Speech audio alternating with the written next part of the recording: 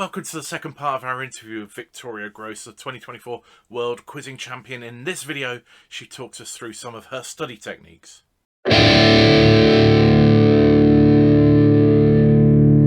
Let's move on to look at studying techniques, because this is the thing that has really excited people in our Patreon group.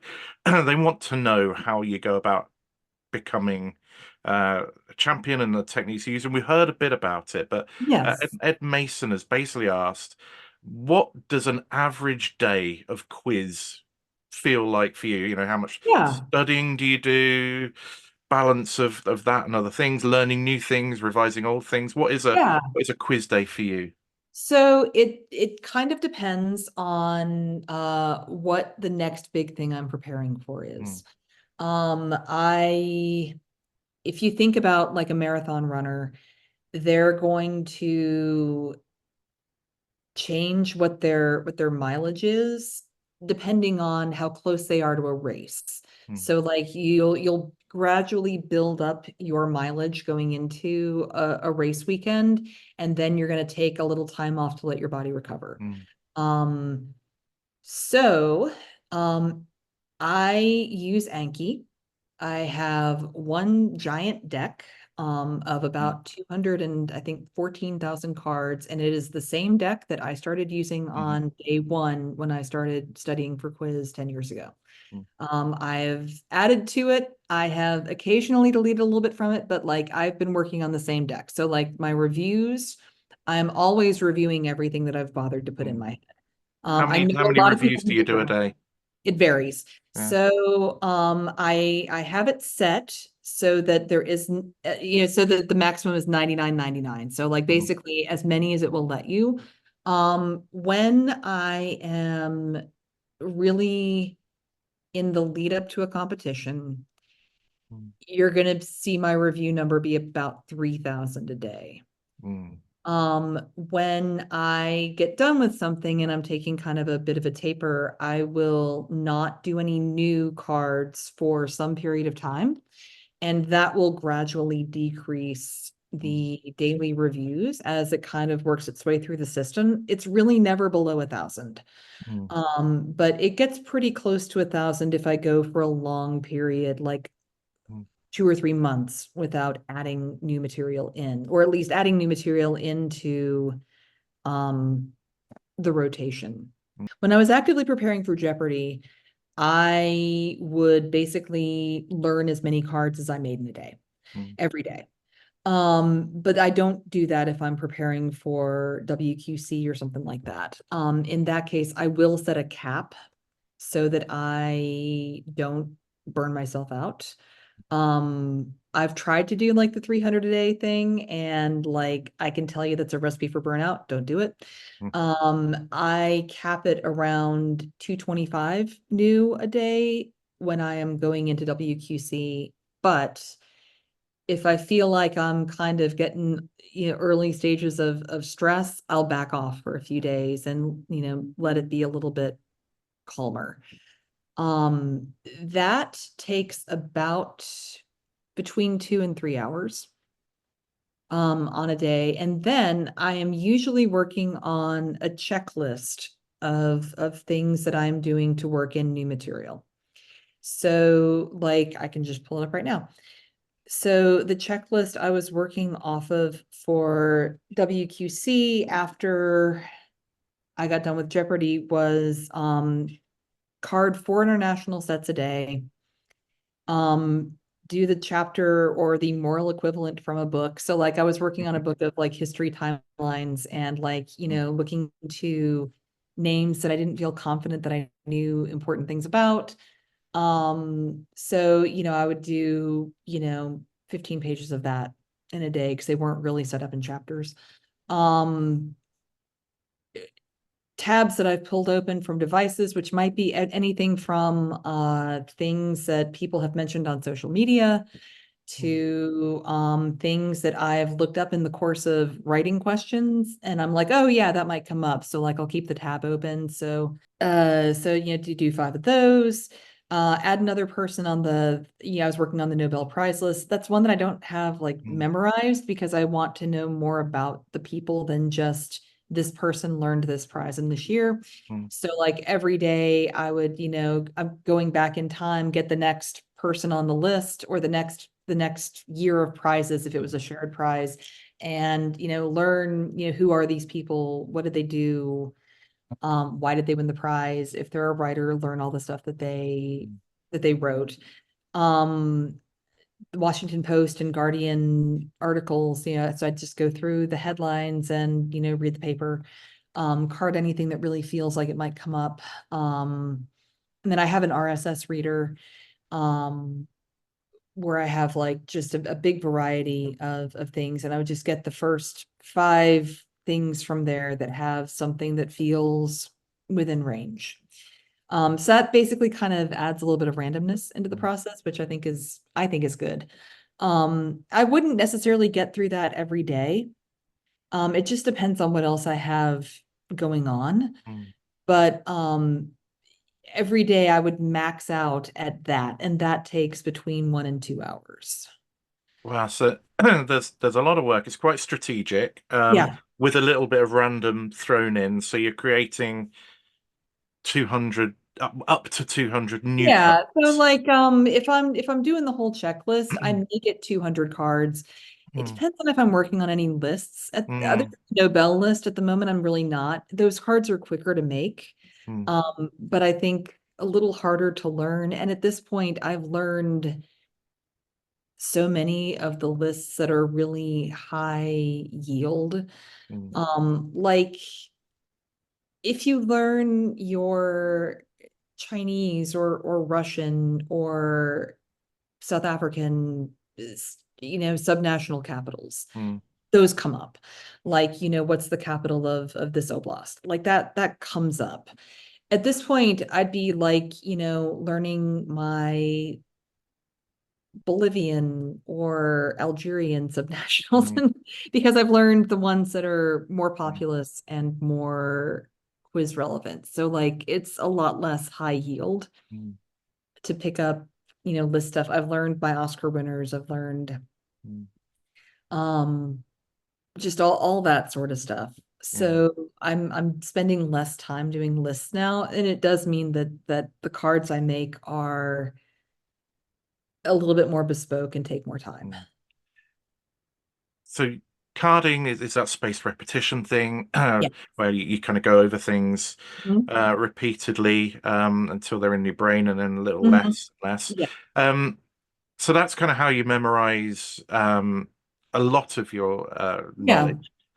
Do you have other things like mnemonics which you use, which kind of help things get set in your brain? Huang Yi, one of our patrons from China, is kind of really interested in how you kind of set these things in your mind. I don't use a lot of mnemonic devices. I don't use the memory palace thing. I don't really have a reason for not doing it that way. It's just this is what works for me. Do you do any prep with other quizzes? So any kind of sharing of resources or quizzing one another? Yes, yeah, I do. There's a small group of us that have like a shared Google Doc Mm, where we'll all put mm, stuff on it. That feels, that we come across that feels relevant to us. I don't take cards wholesale from anybody else because I'm really very careful mm, about not wasting my time learning and rehearsing stuff mm, I already know. So like if somebody puts something in the spreadsheet and it's a thing I already know, I don't add it to my cards. mm, Um, but it is a little quicker to be just cutting and pasting something that someone else has come up with. mm. In the sort of minutes and hours before starting a quiz, do you have some sort of routine? How do you get your mind in the zone to be able to perform?